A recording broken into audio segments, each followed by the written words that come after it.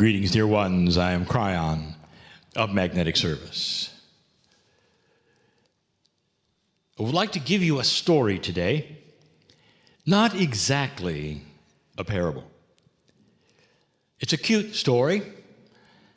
It's an unbelievable one. It's a fantasy just for you. The moral of the story, or at least the title, is you don't know what you don't know. And it has to do with perception of what you don't know. I want to take you to a gathering that has never existed. Again, a fantasy complete.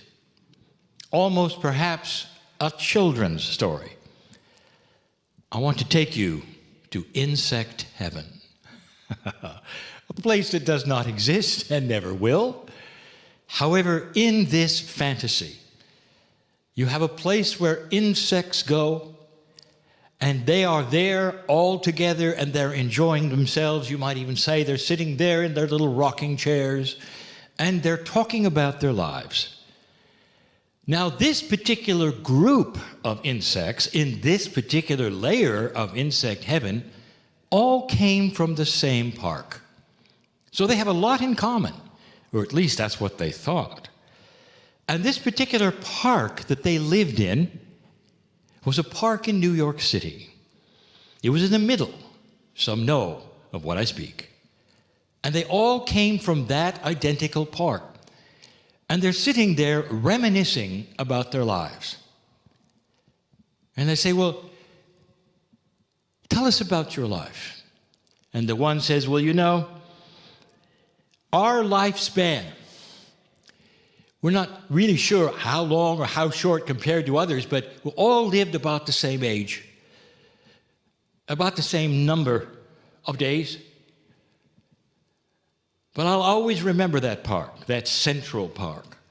It was the coldest thing I have ever imagined. I cannot believe that I came in to a place as cold as this. It was very difficult to find food. Now, if there are any entomologists listening, stop, because this is a fantasy. And so the insect was saying, I am so glad that I don't have to go back to that place. Perhaps when I do another lifetime, I'll go to another, but not that park, because it was just so cold. And another insect comes forward and says, well, you know, Hank, were you on another planet? I came from the same park. It was glorious.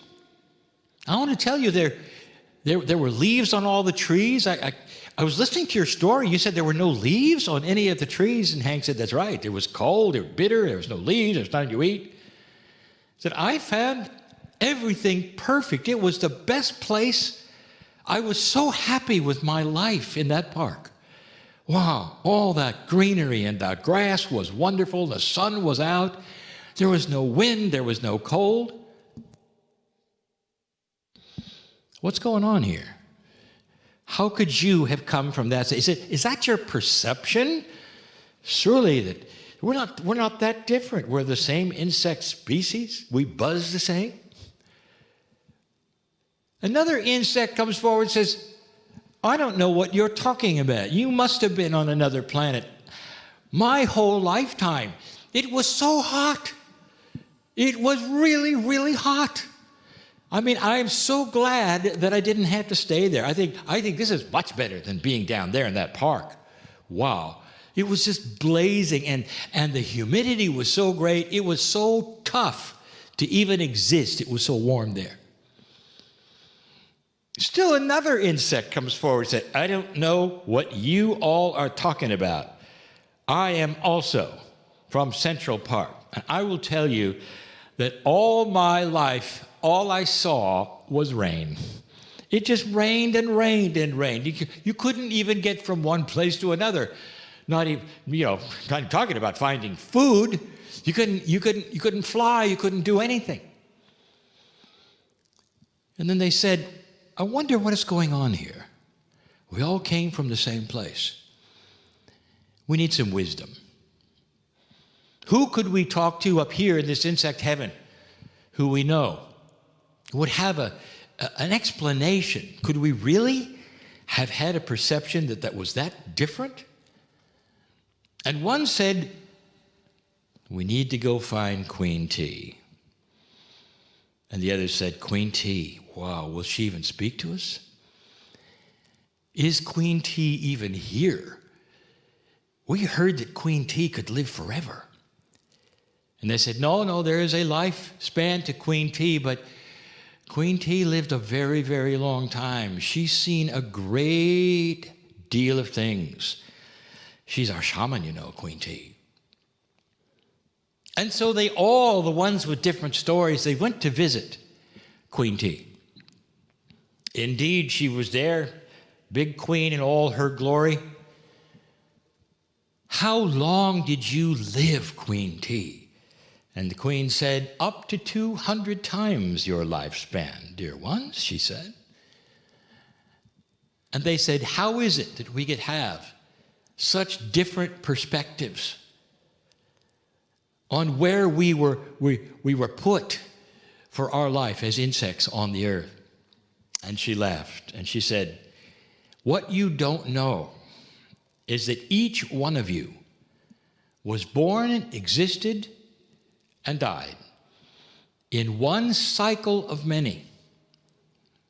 She looked at the one who was freezing and she said, you were born in the winter. And others, she went through the seasons in the summer and the fall. All of these things, of the seasons of the planet, and she spoke about them.